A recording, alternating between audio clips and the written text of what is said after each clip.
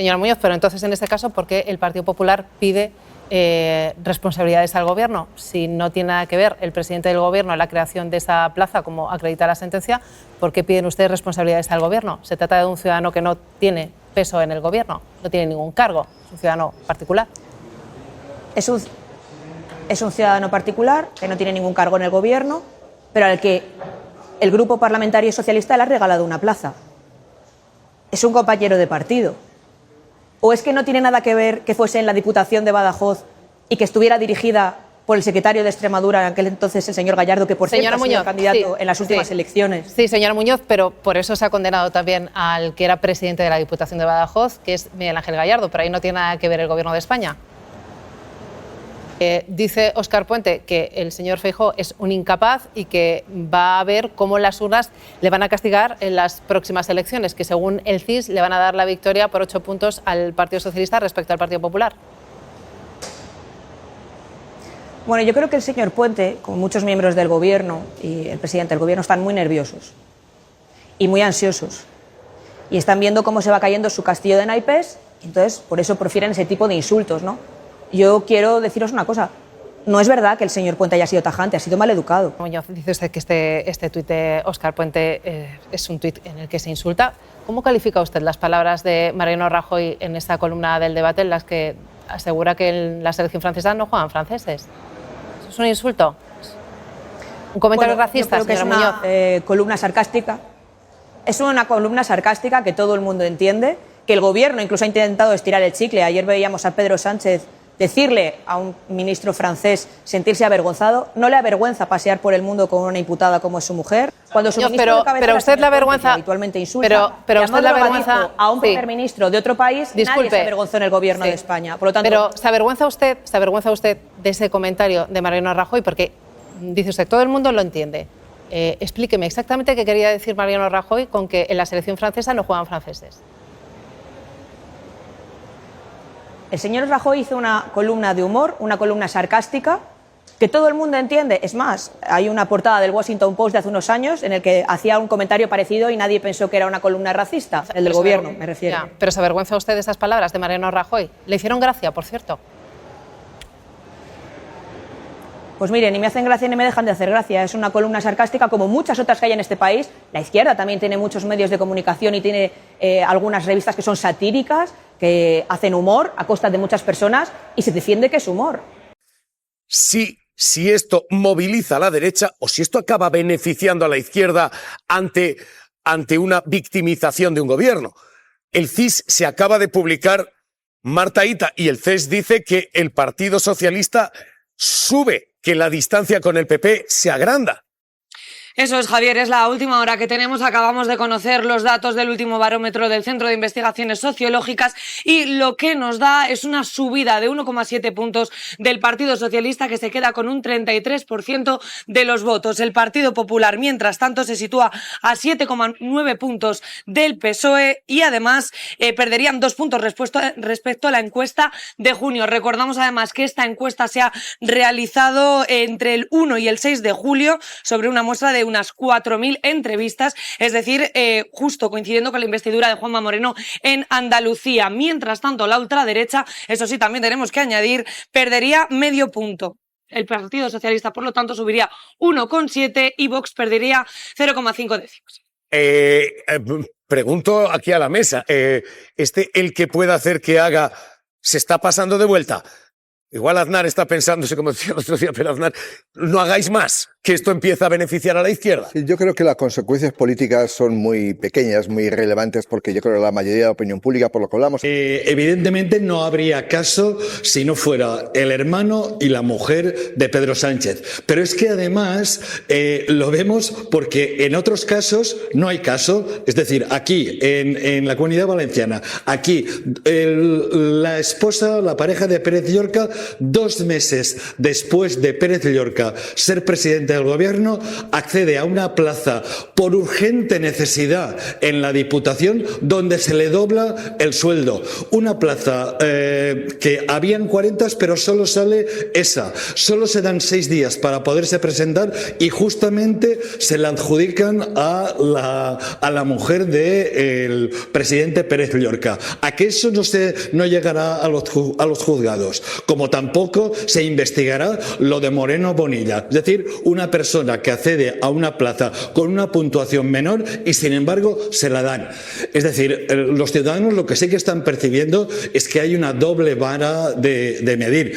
Y yo insisto, se le está haciendo mucho daño a la percepción que los ciudadanos tenemos de la justicia. Yo, si fuera de los órganos de gobierno de los jueces, comenzaría a preocuparme, porque creo que no es bueno para un país que los ciudadanos desconfíen sistemáticamente y de una manera tan amplia. Está bien traído lo que decía Joan Baldoví. La mujer de Pérez Llorca no se investiga. La familia de Moreno Bonilla no se investiga. La familia del propio Feijóo no se investiga. Aquí no solo se ha investigado. La velocidad ha sido extraordinaria. Un año. Toda la instrucción. ¿Recuerdan ustedes la de Montoro? 7 años y todavía pendientes y 11 días para elaborar una sentencia. Visto el juicio, hecho. Tenemos 2 varas de medir aquí. Hay una familia y otra, política y de sangre. Podemos seguir sacando ejemplos, si es que los tenemos. ¿Os acordáis de Cristina Cifuentes o de Pablo Casado con el asunto del máster? Donde decía, aunque el sentido común pudiera hacernos pensar, como no tenemos pruebas, oiga, aquí es justo lo contrario. Aquí es lo que el sentido común es que dice que aquí no hay nada, pero ellos generan una hipótesis y a partir de ahí te condenan. Yo creo, y luego cosas Pero es que quiero volver a Baldoví.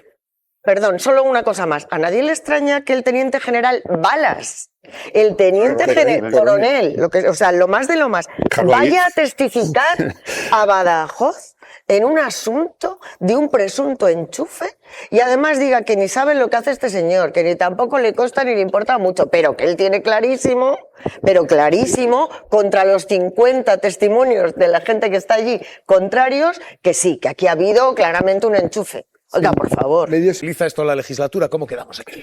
Pero tiene consecuencias políticas porque todo el caso tiene un origen político. Es que yo cada vez que escucho esto de este caso nunca debió haber llegado a la vía penal, dicen los mismos que defienden la sentencia.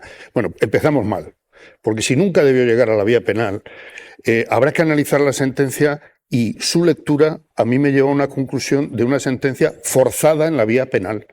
Y no hay más que ver la relación y las referencias que hace la propia sentencia a qué caso, a qué fundamentos jurídicos, a la condena del fiscal general del Estado. Porque tiene mucho que ver la expresión o fue él o fue alguien de su entorno inmediato con expresiones que se ven en esta sentencia, expresiones y conclusiones, que son más bien conjeturas. Se dice expresamente, es decir, no hay pruebas, hay indicios probatorios que ellos conjeturan que llevan a la conclusión de descartar el tráfico de influencias, que es como empezó este caso.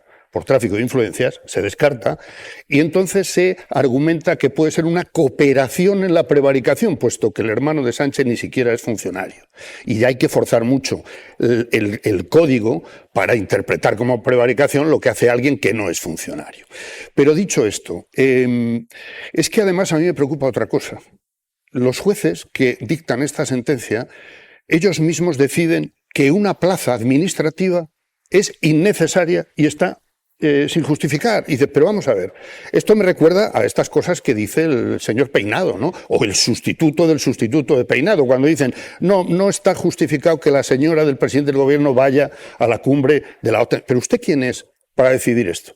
Yo creía que los jueces se dedican a dictar sentencias y exigir el cumplimiento de las leyes. No, a decidir lo que está justificado o no en una decisión política que, si tiene alguna irregularidad administrativa, tendrá que ir por la vía administrativa, como dicen los propios defensores de esta sentencia. A mi juicio, el recurso, si se hace como ha indicado el abogado defensor, por supuesto que sabe mucho más que yo, pero como indica cualquier jurista que coge esta sentencia y ve indicios probatorios, delitos de un funcionario que no es funcionario y conclusiones deductivas, Y ya cuando se dice la lógica y la razón dicen, hombre, la lógica y la razón dicen que no podía influir mucho en ese momento, en esa fecha, quien no era ni presidente del gobierno, ni secretario general del PSOE, y quien estaba al frente de la Diputación era adversario político del señor Sánchez. Así que a mí, la lógica y la razón me dicen que no hay posibilidad de sostener esto. En febrero veremos qué deciden hoy. Día clave en el caso Begoña. Y una importante consecuencia de todo eso, los jurados populares condenan mucho más que los jueces, hasta 9 puntos más. En el 90% de los casos de jurado popular hay condena, así que este puede ser el último movimiento del juez Peinado. Vamos a estar pendientes de hoy esto, lo que afecta a la mujer del presidente del gobierno después de la condena al hermano del presidente del gobierno. Una sentencia que hoy los abogados dicen van a recurrir porque contiene importantes agujeros probatorios y argumentales. Pedro Gómez. La defensa de David Sánchez ya anunció que va a recurrir esa sentencia que condena 9 años de inhabilitación para cargo público a David Sánchez por haber participado en ese puesto de trabajo en la Diputación de Badajoz, que el jurado entiende que estaba vacío y que se hizo un traje a medida para él. Le absuelven, sin embargo, del tráfico de influencias porque aseguran no está acreditado que nadie presionase a los funcionarios para otorgar esa plaza. Una sentencia de más de 370 páginas trufadas de hipótesis que son las razones por las que la defensa dice que no se sostiene. Pero el caso del hermano de Pedro Sánchez tiene varias cuestiones que chirrían antes de llegar a la sentencia. Efectivamente, se recurre a la vía penal para revisar un enchufe, que normalmente sería vía administrativa. Segundo, se mutan los delitos, porque esto empezó con la aceptación ilegal de un cargo y se ha transformado en prevaricación y tráfico de influencias. Y tercero, y lo más sorprendente de todo, se utiliza a la UCO para analizar todo esto, la Unidad Central Operativa de la Guardia Civil destinada a esto. Todo eso es lo que chirría antes, pero chirría también la sentencia después. Y de la misma manera que les hemos contado los argumentos, les vamos a contar las sombras de esto, porque es sorprendente muy buena parte de esta sentencia. Esto es lo que dice esa sentencia. Lo que dice es que no hay tráfico de influencias, que no se ha hecho un favor a Pedro Sánchez, que nadie ha presionado. Lo que dice es que no ha quedado acreditado que persona o personas ejercieran ningún influjo sobre los acusados. Nadie presionó para darle una plaza al hermano de Pedro Sánchez. Pero sorprende, y por esto digo tiene zonas de sombra, esto. Lo que se dice después es que podemos conjeturar que se creó la plaza por una presión ejercida en una hipótesis que no podemos probar, pero podemos suponer, conjeturar que esto es así. Se absuelve del delito de tráfico de influencias, pero se constata que ha ocurrido. Simplemente se dice, no lo condenamos porque no tenemos pruebas, pero conjeturamos que ha existido. Es chirriante esto, como es chirriante la falta de pruebas en otras cuestiones. La primera, esta, la del favor político. Se dice, esto se hizo, se le dio una plaza al hermano de Pedro Sánchez por su relación de parentesco con quien era una política señera y el futuro secretario general del PSOE. La audiencia está argumentando que se le hace un favor al hermano de Pedro Sánchez porque es señero y va a ser secretario general. Es un poder adivinatorio en todo esto. ¿Por qué? Porque no se sabía que Pedro Sánchez fuera a ser secretario general. Pedro Sánchez se fue el 1 de octubre, cayó, le ganó Susana Díaz y a partir de aquí, le expulsó el partido, quiero decir, y a partir de aquí se convocó esa plaza el 11 de octubre. Para cuando se convoca esa plaza, Sánchez es un cadáver político. No tiene futuro político ninguno.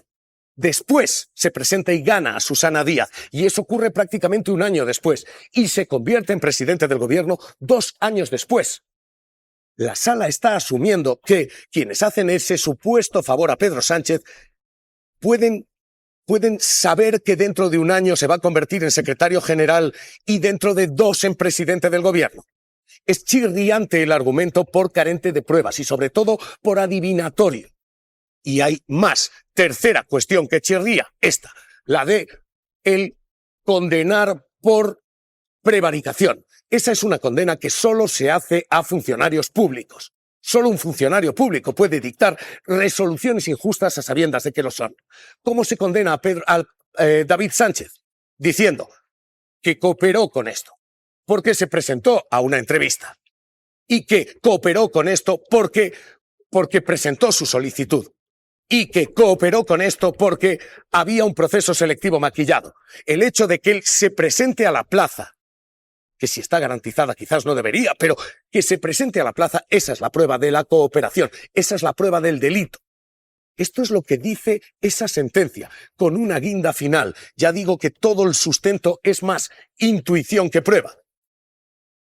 Justifica esa intuición. Lo que dice es que esto es puramente indiciario, pero que hay un tipo de delitos conocidos como delitos de despacho en los que difícilmente se puede probar nada, porque se dice en los delitos de despacho hay conversaciones y actos que no son documentados. Pero que aunque todo un país preparado. Vamos a por la... ¿Por qué? Porque se orilla a todos los testigos diciendo que mienten todos ellos porque pertenecen a una estructura piramidal y se cree un testigo, el teniente Balas de la Guardia Civil, que en el juicio dijo esto. Ese cargo de puesto directivo no nace en el área de cultura, tiene que ser de un nivel superior. El único que hemos visto relacionado de manera íntima con este puesto es el que fuera presidente de la Diputación, Miguel Ángel Gallardo, que en 2017 la única convocatoria es esta. Lo que tenemos ahora mismo es este fallo, este doble movimiento, la mujer del Pedro Sánchez, el hermano de Pedro Sánchez y un recurso que los abogados de ese hermano están anunciando ya. Emilio Cortés, abogado de David Sánchez, el hermano de Sánchez. ¿Qué tal? ¿Cómo está? Muy buenas tardes. Hola, buenas tardes, encantado. Señor Cortés, lo primero, ¿cómo está su cliente? ¿Cómo ha encajado esta condena a David Sánchez? Bien, bien, con entereza, con fortaleza, ya tiene experiencia. Ha sido muchos meses de instrucción y muchas semanas de juicio y en consecuencia lo ha asumido con absoluta naturalidad y con la esperanza de que el recurso que vamos a formalizar sea fértil y ya terminemos de eliminar este residuo, este resto que ha quedado del conjunto de imputaciones que al principio, al comienzo de la causa, se le achacaban por parte de las acusaciones populares. ¿Van ustedes a recurrir? ¿Con qué base? Bueno, son muchas las bases porque ahora tenemos que reproducir entre los órganos de superior instancia las cuestiones relativas a la ilegalidad de la incautación de los correos, al carácter prospectivo de la investigación, pero fundamentalmente en lo que tiene que ver con lo único por lo que ha sido condenado, que es la modificación de la nomenclatura de la plaza que estaba ocupando, que dejó de ser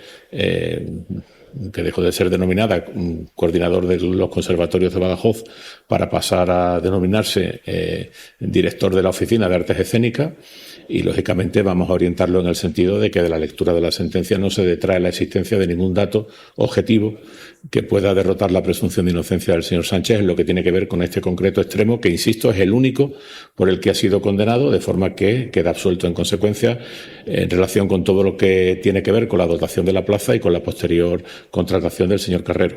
Pero el tribunal sí dice que él fue cooperador necesario, que él sabía que esa plaza estaba amañada, que él se presenta y que él finge una especie de concurso de méritos cuando sabe que la plaza está entregada a él por adelantado.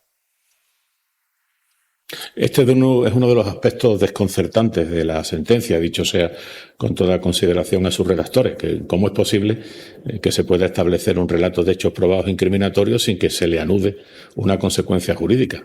Precisamente ese es uno de los aspectos sobre los que estamos ahora mismo trabajando, no tanto en cuanto a la confección del recurso, sino en cuanto a la redacción de la denominada aclaración, que es cuando, sin ser recurso, dentro del cuerpo de la sentencia se encuentra alguna discordancia de esta naturaleza, algún error material o aritmético que justifique algún tipo de explicación por el tribunal. Me parece verdaderamente chocante que se le arrastre hacia esa creación ilícita o presuntamente ilícita de la plaza y, sin embargo, en la parte dispositiva nos encontremos con que solamente es condenado por eso que acabo de comentar, por la modificación de la nomenclatura de la plaza.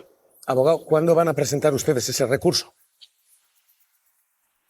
Bueno, la aclaración tiene un plazo muy corto, de 48 horas, por tanto lo haremos mañana y hasta que no se resuelva la aclaración, que no solamente va a ser la mía, sino que con seguridad se van a prodigar no solamente por las defensas, sino también intuyo que por las acusaciones populares, hasta que las aclaraciones no sean resueltas, no comienza el plazo de 10 días para formalizar el recurso de apelación. O sea que razonablemente parece que nos saltaremos el mes de agosto y acabaremos aterrizando en septiembre. Pues Emilio Cortés, abogado de David Sánchez, el hermano de Pedro Sánchez. La comunicación en la radio y en la televisión pues ha desplazado el otro asunto que hasta que empezó el partido de las elecciones era el asunto del día. El asunto del día era la sentencia de la audiencia de Badajoz que se conoció en la mañana de ayer sobre el caso de David Azagra, que es el nombre artístico del hermano del presidente del gobierno, David Sánchez Pérez Castejón, y al hecho de que en realidad el delito más grave del que estaba acusado, porque ha sido juzgado el señor Sánchez, hermano del presidente, y el presidente de la Diputación, era el delito de tráfico de influencias. Ese era el más grave. Y en el tráfico de influencias se trataba de establecer si alguien había influido en Miguel Ángel Gallardo, en la Diputación, para que le crearan un puesto a la medida de David Sánchez. Y ese alguien, aunque nunca llegó a afirmarlo ni la jueza de instrucción, ni la UCO, ese alguien se sugería que era el presidente del gobierno de España. El tribunal entiende que no ha quedado acreditada la influencia, que no ha quedado acreditado ni siquiera quién presionó, si es que alguien presionó, al señor Gallardo y el resto de cargos públicos para crear la plaza, y por tanto de la sentencia queda absolutamente fuera el presidente Sánchez, del que no se dice ni media sospecha.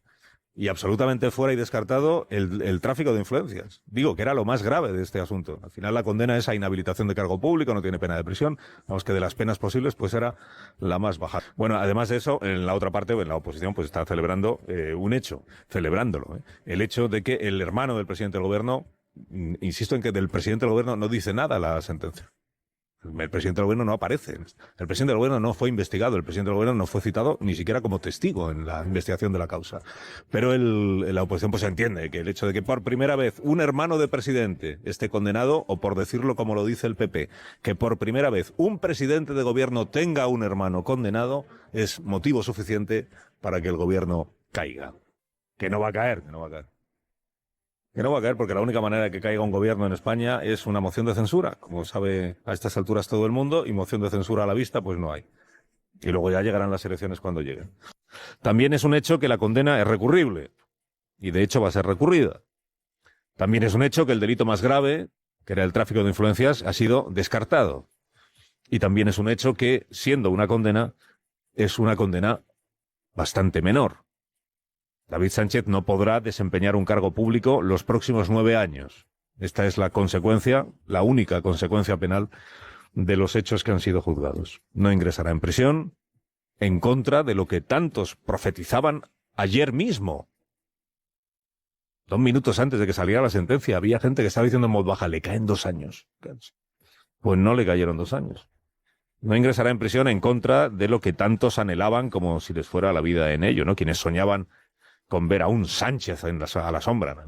Un Sánchez en prisión, pues tendrán que seguir esperando, ¿no? Digo, ni tráfico de influencias, ni enriquecimiento ilícito, ni elusión fiscal, que de todo eso se habló en la fase de instrucción de este caso. La participación de Pedro Sánchez como inductor de la colocación de su hermano, algo que sugirió en su momento la jueza de instrucción, sin llegar a citar nunca al presidente, ni siquiera como testigo, y que sugirió también la UCO, la participación de Sánchez, o sea que es Sánchez el que había movido los hilos para que su hermano fuera colocado.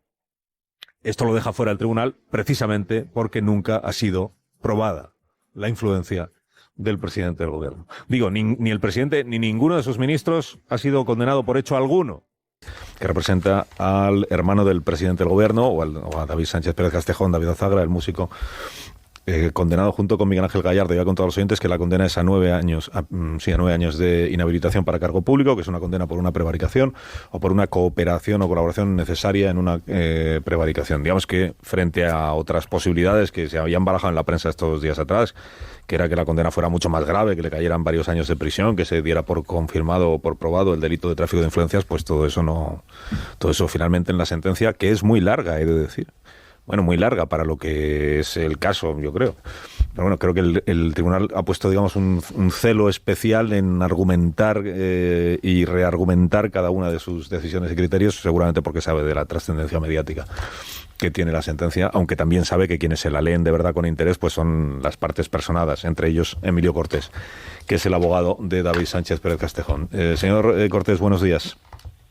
Don Carlos, compañía, buenos días. Creo que 377 folios para los usos habituales es una sentencia muy detallada, ¿no? Muy independiente de la opinión que uno tenga de los argumentos, pero muy argumentada, ¿no? Para lo que es costumbre. Bueno, aquí hay dos coyunturas. Una, mi edad, que ya es alguna, y por tanto ya sabemos discernir exactamente dónde está el núcleo o el corazón de la argumentación jurídica de la sentencia, y sabemos despejar aquello que entendemos que no tiene ningún tipo de interés porque son antecedentes de hecho. Y en este caso además hay una circunstancia concreta, y es que la sentencia se parece extraordinariamente mucho al auto que resolvió nuestro recurso contra el auto de transformación y que avaló la decisión de la señora Viedma de acceder al juicio oral. Por tanto, con la coyuntura genérica de mi experiencia y la coyuntura específica de la identidad entre un documento judicial y el otro, pues la verdad es que ha sido más llevadero de lo que en principio por el volumen podía parecer. Bueno, va a recurrir usted, en nombre de David Sánchez Pérez Castejón, va a recurrir la sentencia, la condena. ¿Con qué argumentos o cuál va a ser el argumento principal para rebatir lo que sostiene el tribunal? Lo primero que hay que concretar es que al señor Sánchez solamente le han condenado por el cambio de nomenclatura de la plaza, que de ser de coordinador de conservatorio pasó a ser el director de la Oficina de Artes Escénicas. Por tanto, el recurso solamente se va a proyectar sobre ese hecho, que es el único que se le atribuye provisionalmente, una cooperación necesaria en una prevaricación, y fundamentalmente el recurso en lo que tiene que ver con la parte más sustantiva, pues será una especie de pregunta retórica preguntando en qué han consistido esos actos de cooperación necesarios, porque yo después de leer la sentencia no termino de encontrar muy bien cuál ha sido la participación causal del señor Sánchez en esa toma de decisión. Digo, la condena nunca es un plato de gusto para ni para el condenado ni para el abogado que defiende al condenado, pero digamos, en conjunto y de lo que podía haber llegado a ser, digamos, o en lo que ha quedado, ¿qué grado de satisfacción tiene el abogado defensor y el propio David Sánchez Pérez Castejón? Por una condena, yo he dicho que es una condena menor, digo, en comparación con lo que se decía que podía llegar a pasar. Entiendo. Sí, entiendo, porque en derecho penal sí se permite la expresión, que no, la verdad, bueno, como estamos en julio se puede permitir alguna licencia. Sí. El derecho penal es como una cebolla, la capa de arriba es el ingreso en prisión. Sí. A partir de ahí vamos quitando capas hasta que llegamos a una solución plena. Hay que tener en cuenta además cuál es la historia de este procedimiento, porque en el plenario es verdad que nos hemos enfrentado a 6 delitos, del que solamente ha sido condenado por 1, lo cual ya nos da una estadística algo favorable, pero también en su momento el señor Sánchez fue acusado por defraudación tributaria y por enriquecimiento ilícito, que en el periodo de instrucción eso quedó también sobreseído. Por tanto, el balance, digamos, estadístico, el balance objetivo es bastante positivo, lo cual no resta ni un solo ápice de entusiasmo a la hora de acometer el recurso de apelación, para en esta labor de poda, de cómo empezó todo a cómo finalmente ha terminado desembocando, en esta labor de poda, como digo, pues podamos terminar arrancando la única mala hierba que queda, que es la que tiene que ver con el cambio de denominación de la plaza. El abogado David Sánchez Pérez Castejón, que es usted, atribuye esta condena al sesgo político de los jueces que integran el tribunal. Yo no tengo constancia objetiva de ese particular. Yo sí sé que evidentemente, lo acaban de decir ustedes, pues en cuanto a la propia extensión y motivación de la sentencia, pues no es un caso normal, porque yo en mi experiencia nunca he tenido tanto ruido de tambores acerca de en qué momento se va a hacer pública la sentencia, y no por ninguna notificación procesal, sino por los propios medios de comunicación. Evidentemente, esto tiene un sesgo político, y para eso solamente basta ver la foto de las 7 acusaciones populares que yo tuve durante muchos días enfrente, que con toda consideración a sus letrados, incluso a la propia ideología de esas instituciones, evidentemente tienen un sesgo compartido, análogo, y beben todos de la misma fuente. Por tanto, negar el sesgo político al procedimiento me parece algo absolutamente absurdo, pero desde luego no tengo ninguna razón para pensar que los magistrados de la Audiencia de Badajoz han resuelto por razones políticas, porque si lo tuviera, evidentemente tomaría alguna medida. O sea que en su opinión no es un caso de lawfare. La sentencia me parece muy controvertida, vamos a recurrirla, pero yo no tengo ninguna razón objetiva para pensar que es un caso de lawfare, porque ya digo, si la tuviera, evidentemente tomaría otra decisión diferente. Hay algunas cosas que me llaman la atención, pero ya digo, no tengo, como decimos en nuestro ámbito, más allá de toda duda razonable, no puedo decir que obedezca a un caso de lawfare. Puede obedecer a otras razones que son muy normales, por otra parte, en el desarrollo de nuestra profesión como letrado. Y es que, bueno, las sentencias se dictan, se recurren, y luego al final, pues, en ocasiones queda una foto muy diferente a la que inicialmente se había fijado por el tribunal de distancia. Pero vamos, por responder francamente a su pregunta, la respuesta es no. No, y que decía usted ahora de cómo empezó el caso, de cómo empezó la instrucción, de las cosas que se llegaron a imputar las acusaciones a David Sánchez Pérez Castejón, de los delitos por los que finalmente fue juzgado, a lo que ha quedado en la condena, que es solo, por decirlo así, solo la prevaricación y solo en el cambio de nomenclatura del cargo. Digamos que todo eso, para el abogado, pues son argumentos a favor de la posibilidad de que el tribunal, la instancia judicial siguiente, pueda tener un criterio un poquito distinto de la Audiencia Provincial de Badajoz y terminar absolviendo o sea, que esa posibilidad existe, está ahí. Sí, sobre todo porque al decaer las condenas o no castigar por tráfico de influencias, pues es una prevaricación muy sosa, porque no se sabe verdaderamente por qué se prevaricó. Y es ahí por donde la sentencia se desliza, con toda consideración a los magistrados que la soportan, se desliza por un terreno hipotético absolutamente impropio de una sentencia penal, en la medida en que, si bien no se ha probado, dice, la existencia de un tráfico de influencias, es cierto que pudiera ser posible que en atención a los apellidos de mi cliente pudiera haber habido una... Esto es totalmente refractario al entendimiento de la presunción de inocencia en un Estado democrático. No se puede suplir la prueba por la inferencia. Y claro, al decaer el tráfico de influencia, pues ya digo, queda una prevaricación sin móvil, queda una prevaricación sin motivo, y sobre todo es muy llamativa en la sentencia la ausencia de argumentación acerca de la extraordinaria cantidad de elementos de descargo que nosotros desplegamos en el plenario. Se dice además que los testimonios de los funcionarios de la administración, de la Diputación, en cuanto que es una organización jerarquizada, pues que no se lo creen porque han ido ascendiendo. Primero, no ha habido prueba del ascenso. Segundo, el ascenso en la administración es algo legítimo. Y tercero, la Guardia Civil también es un cuerpo jerarquizado y eso sí le han hecho caso. Lo que se dice es esto, cuidadito, porque hay sentencias que no se comprenden y que por tanto no se comparten. Creo que estamos asistiendo todos, ¿no?, a esa persecución constante de la familia del presidente solamente por ser familia del presidente. Lo llevamos viendo toda la legislatura. Hace muy pocos días había una encuesta que decía que el 65% de la población española no confiaba en la independencia judicial. La ciudadanía ve claramente que hay una parcialidad. Pido lectura aquí porque... tras otro combaten el fuego en nuestro país. Y una pregunta en el análisis, y es, hay una cacería, el Partido Socialista, el Gobierno, está diciendo hay una cacería, y esta semana toca la familia de Sánchez toda la vez. María José, Alberto.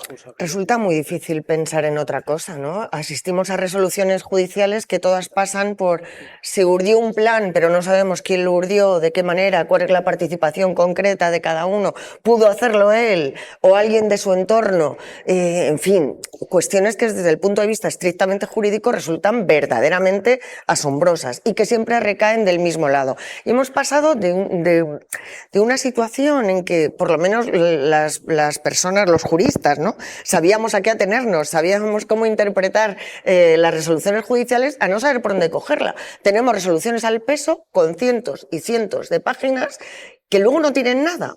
Cuando intentas establecer lo que debería ser una sentencia, que es hechos probados, silogismo lógico y consecuencia, o sea, ha pasado esto, luego la consecuencia en términos de delito es esta, tenemos una especie de hipótesis además no se llega a concretar, y luego, eso sí, mucha página intentando justificar. Si hubiera sido, es que el derecho penal no puede basarse en lo que hubiera sido, sino en lo que fue. Alberto. ¿Y por quién fue hecho? Yo creo que no se puede hablar de cacería al gobierno por dos razones. Una, porque cuando tienes 127 imputados es normal que te coincidan los casos en las semanas, porque es que tienen mucho, es muy normal que te coincidan.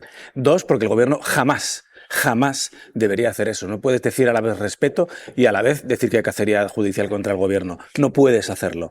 Si tienes algo que decir a los jueces, tienes que denunciarlos por prevaricación, que es lo que intentó Pedro Sánchez en su momento con el juez Peinado. Sí, un gobierno políticamente... Las judiciales María José, y la actuación de los jueces están sujetas a crítica. A crítica, de sí. todos.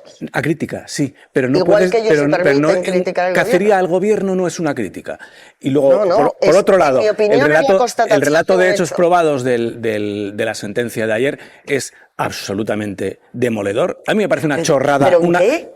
Bueno, déjame hablar y yo te dejo hablar. Bueno, pues... Me parece una chorrada juzgar por la vía penal un enchufe como este. Es evidente que hay un enchufe y está probadísimo en la sentencia. Y no es verdad, lo que dices de que siempre cae del mismo. No es verdad lo que dices de que siempre cae del mismo lado, porque de hecho la sentencia dice, pero es que del tráfico de influencias no somos capaces de demostrar nada. Y entonces, claro. no se le condena a nadie por eso. Hacemos la pirueta para... Porque no hay ninguna pirueta, la prevaricación es evidente. Sánchez ha cometido un delito que no puede cometer nada. No, claro, a mí que el gobierno pueda hablar de lo que quiera, mi trabajo, y creo que el nuestro, sí es fiscalizar absolutamente todo, también una sentencia. Y a mí me da igual lo que digan el resto, leyendo la sentencia, viendo los hechos, las contradicciones, lo necesario para condenar a alguien. A mí con esta sentencia no me llega. No me llega porque hay muchas contradicciones insalvables en la sentencia. Una de ellas es que, por ejemplo, lo que se llama un extraneus solo puede ser responsable de un delito de cooperación para la prevaricación por dos vías. Es decir, con que su influencia sea sobre el proceso, sea necesaria para que el delito llegue a producirse. Eso la sentencia no lo consigue salvar. Es decir, en ningún caso la sentencia, primero, el tráfico de influencias lo absuelve, es decir, las dos cosas. En la propia sentencia, las dos no cosas, puede probar. Pero es que además el delito de cooperación para la prevaricación, que exige que la cooperación o la actuación del extraneus, es decir, de David Sánchez, sea imprescindible para que el delito se cometa, no se sustancia. No se sustancia. Y luego, si quieres, podemos hablar de los hechos. No de que la sentencia tiene 377 páginas, porque los que hemos escrito y hemos editado libros, siempre se nos ha dicho y hemos dicho que lo que puedas decir en 40 páginas no lo digas en 400. De esas 400, nos decía Ángel Artialay, por ejemplo, y la mayoría es morralla. Ayer nuestro compañero Alfonso Pérez Medina, y luego le preguntaremos, es que han querido ser especialmente minuciosos porque entienden que este es un caso especialmente sensible. No puedes condenar a alguien por hace que en 2017 cuando la condena es por la mutación de 2022. Te doy otro argumento. Exclusivamente por la mutación de 2022. Eso que dices, déjame decirte, acabas de decir eso. Termina, no, claro. Cuando se le condena única y exclusivamente por la mutación de 2022. Los hechos de 2022. Estás hablando de 2017. No. Sí. Estoy hablando acabas de decir lo del Airbnb y es de 2017. Y luego vamos a mirar claro, pero si estamos hablando de los hechos, acaba de decir con nuestro experto en tribunales también, Alfonso Pérez Medina, que nos va a sacar de este debate. Sí, vamos a hacer el comodín de la llamada. Acaba un momento. Se le condena única y exclusivamente por la mutación de la plaza en 2022. Por lo tanto, todos los hechos que se producen en 2017, obviamente, no pueden ser justificativos de una condena por algo que ha pasado en 2022. Yo creo que eso lo entiende cualquiera que no sepa mucho de leyes. Ignacio Urquizu. Yo no voy a entrar en la sentencia porque no tengo capacidad jurídica para hablar sobre ello. No hace falta capacidad jurídica, Ignacio, hace falta capacidad de